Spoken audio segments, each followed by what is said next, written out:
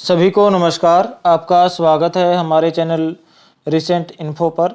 जैसा कि आप सभी जानते हैं, हम आपके लिए यहाँ पर डेली का जो अपडेट है, दिन प्रतिदिन की जो मुख्य मुख्य घटनाएं हैं जो आपकी परीक्षा में पूछी जा सकती हैं, उनका अपडेट हम आपको यहाँ पर देते हैं। और आपको ये भी पता है कि हम 2 दिनों का जो अपडेट है वो एक वीडियो में प्रोवाइड करवाते हैं ताकि समय की बचत हो और ज़्यादा स्टडी हो सके, अध्ययन ज़्यादा हो सके। और आज का जो हमारा अपडेट है वो है 19 अप्रैल और 20 अप्रैल का। इससे पहले का वीडियो यदि आपने नहीं देखा है, 17 और 18 अप्रैल का हमने पहले किया है, वो आप प्ले लिस्ट में जाकर देख सकते हैं। और यदि आप चैनल पर नए हैं तो चैनल को लाइक करें, शेयर करें, सब्सक्राइब करें। और सब्सक्राइब करने के बाद जो घंटी आती है उसको ज़रूर दबा दिया कीजिए, क्योंकि घंटी दबाने का फ़ायदा ये है कि हम आगे कोई भी अपडेट देंगे तो उसका नोटिफिकेशन आपको मिलेगा और हमारे द्वारा दी गई जानकारी को आप एक्सेस कर पाएंगे। हमारे द्वारा दी गई जानकारी से आप अपडेटेड रहेंगे। तो चलिए शुरू करते हैं बिना किसी देरी के। सबसे पहले है हर वर्ष दुनिया भर में विश्व लिवर दिवस कब मनाया जाता है। इसको कई बार आपको विश्व यकृत दिवस भी लिख सकते हैं। विश्व यकृत दिवस, यकृत का मतलब भी लिवर होता है, तो आप इसमें धोखा मत खाइएगा। तो विश्व लिवर दिवस या विश्व यकृत दिवस जो है, वर्ल्ड लिवर डे, ये कब मनाया जाता है? ये मनाया जाता है 19 अप्रैल। हम 19 और 20 का कर रहे हैं, तो ये जो दिन है, हम इन 2 दिनों में जो भी दिवस मनाए जाते हैं वो भी हम देखेंगे। आगे है हर वर्ष राष्ट्रीय हमशक्ल दिवस कब मनाया जाता है? National look alike day. ठीक है, हमशक्ल क्या होता है? हूबहू किसी के जैसा दिखना, तो किसी के जैसी शक्ल होना। तो ये दिवस मनाया जाता है, कब मनाया जाता है? 20 अप्रैल को। आगे चलते हैं, किस किस कंपनी ने भारत में नवीकरणीय ऊर्जा को आगे बढ़ाने के लिए सहयोग किया है, यानी नवीकरणीय ऊर्जा के लिए भारत में इसको आगे बढ़ाना है। तो 2 कंपनियों ने सहयोग किया है। तो कौन सी कंपनी है ये?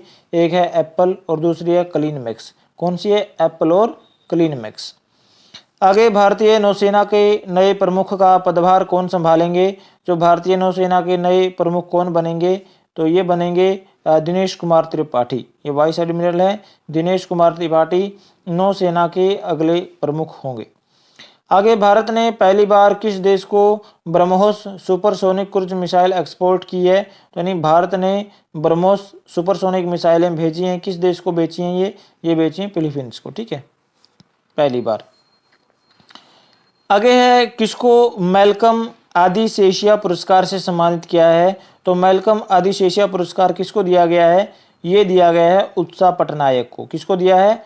उत्साह पटनायक को। और ये हैं कौन? ये अर्थशास्त्री हैं, इकोनॉमिस्ट हैं ये, और इनको ये मैल्कम आदिशेषिया पुरस्कार से सम्मानित किया गया है। आगे, आगामी खिलाड़ी के लिए हॉकी इंडिया का अंशुता लाकड़ा पुरस्कार अपने नाम किसने किया है?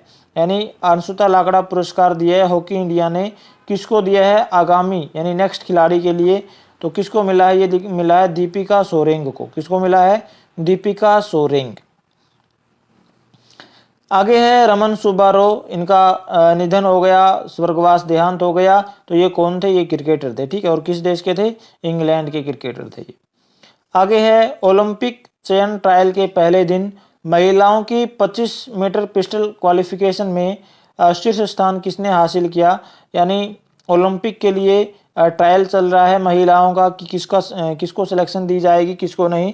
तो उसमें जो पहला दिन था महिलाओं का, तो उसमें 25 मीटर की जो पिस्टल क्वालिफिकेशन स्पर्धा थी, उसमें जो पहला स्थान किसने हासिल किया? ये किया है ईशा सिंह ने।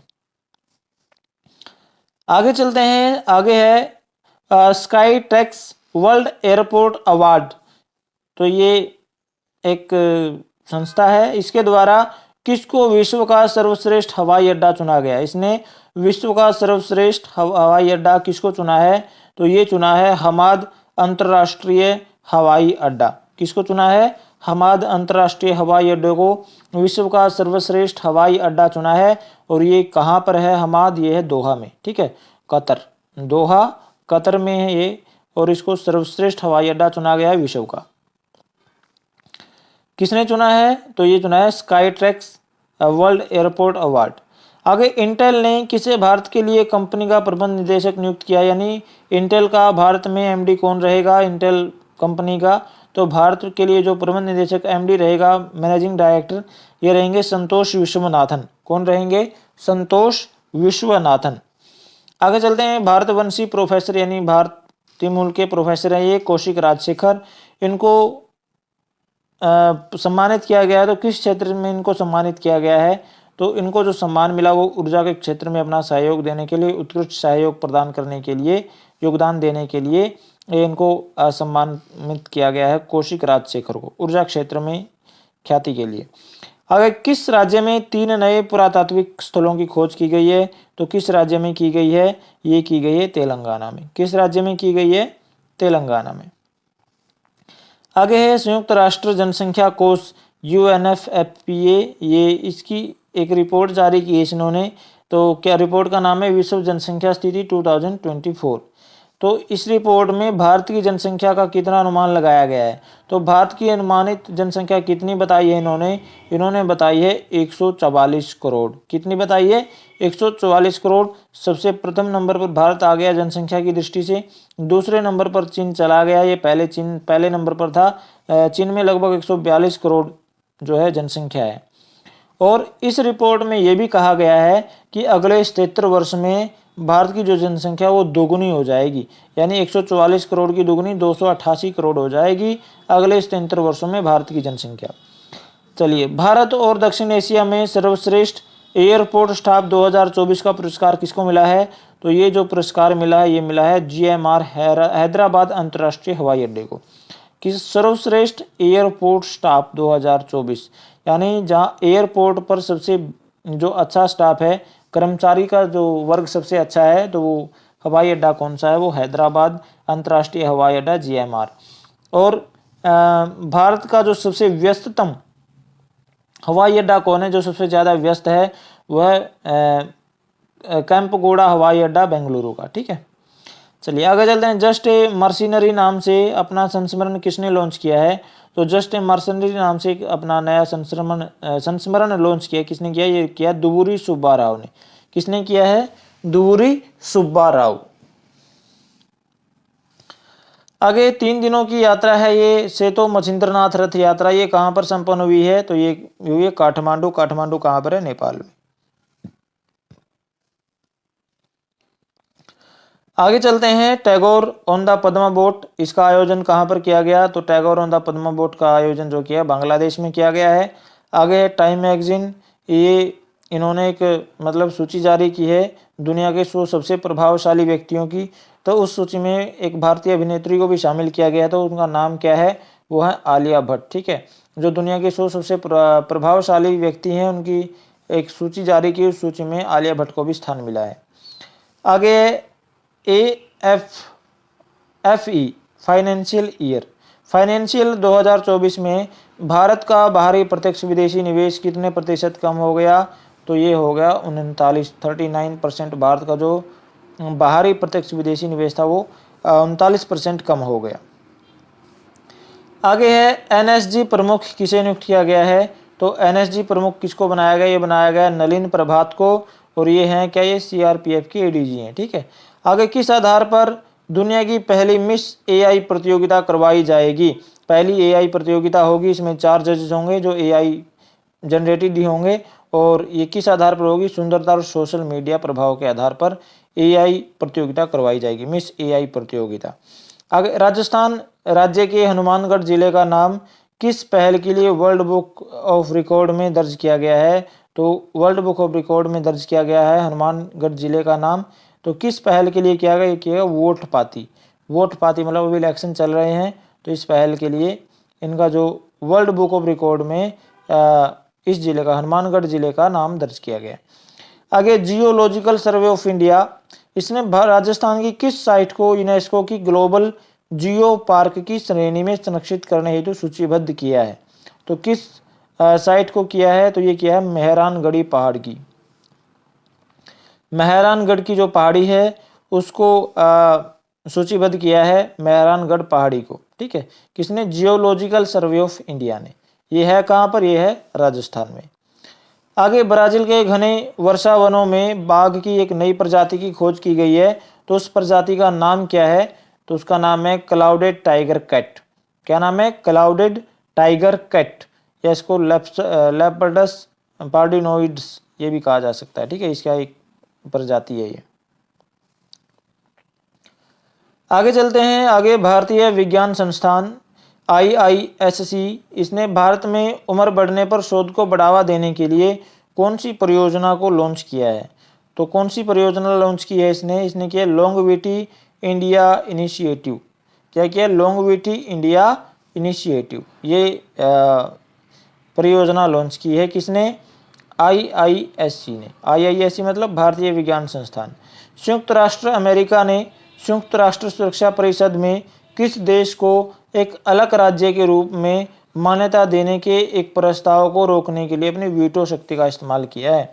वीटो पावर आपको पता ही है किन किन देशों के पास है, तो अपनी वीटो पावर का प्रयोग जब वो कर देते हैं तो फिर वो काम रुक जाता है, वो नहीं होता है। तो भारत भी इसमें शामिल होना चाहता है, भारत भी वीटो पावर प्राप्त करना चाहता है, और एलन मस्क भी इसका समर्थन कर चुके हैं कई बार। एलन मस्क 2 बार कह चुके हैं कि भाई भारत सबसे बड़ा जनसंख्या वाला देश है, तो इसको भी वीटो पावर मिलनी चाहिए। तो ये किस देश के लिए किया है? ये क्या? फिलिस्तीन के लिए। ये जो फिलिस्तीन है इसको एक अलग राज्य के रूप में मान्यता देने का प्रस्ताव पर रोक लगा दी है किसने? संयुक्त राज्य अमेरिका ने, अपनी वीटो शक्ति का इस्तेमाल करके। आगे धनलक्ष्मी बैंक ने 3 साल की अवधि के लिए अपने बैंक का प्रबंध निदेशक MD मैनेजिंग डायरेक्टर और मुख्य कार्यपालक अधिकारी CEO के रूप में किसे नियुक्त किया है? तो किसको बनाया है अपना CEO और MD? किसने? धनलक्ष्मी बैंक ने 3 साल के लिए ये बनाया है अजीत कुमार केके को। किसको बनाया है? अजीत कुमार केके।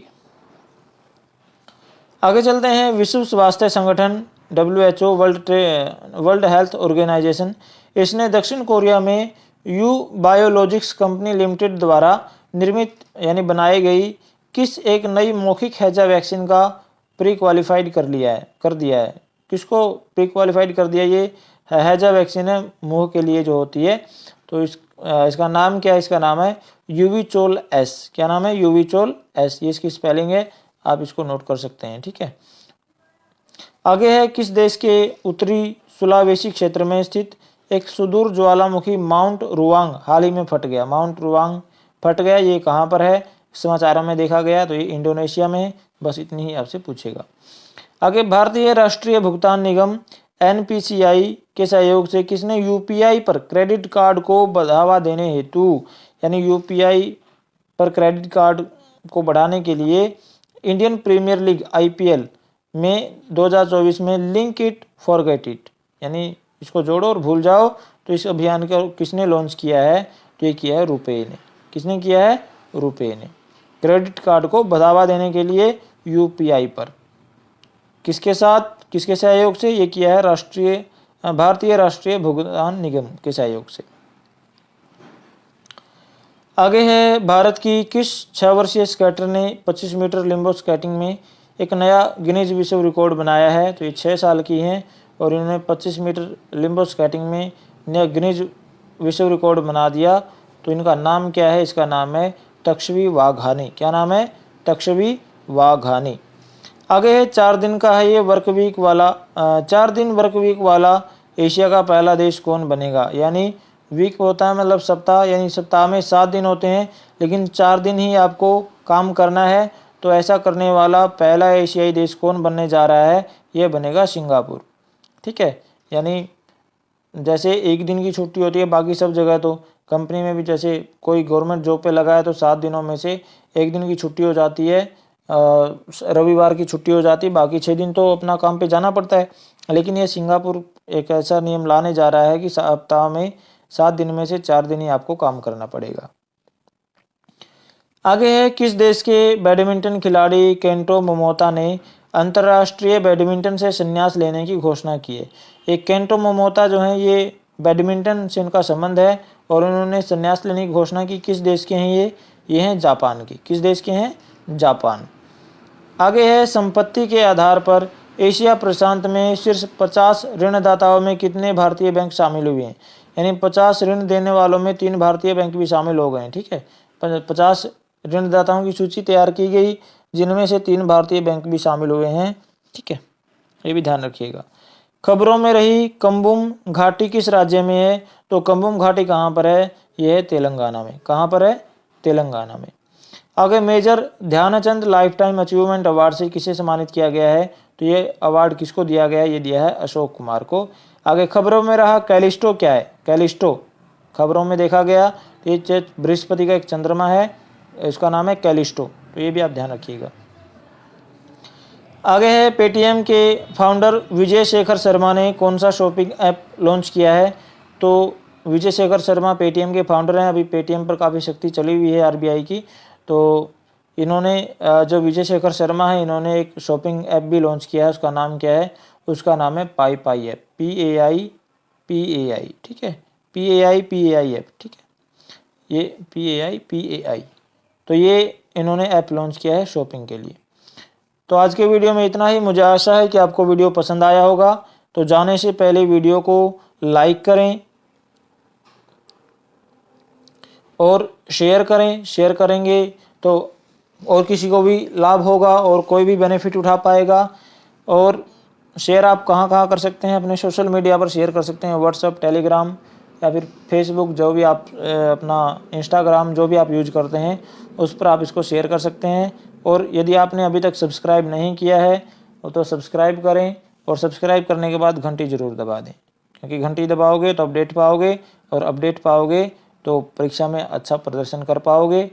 तो मिलते हैं अगले वीडियो में, तब तक के लिए थैंक यू, धन्यवाद।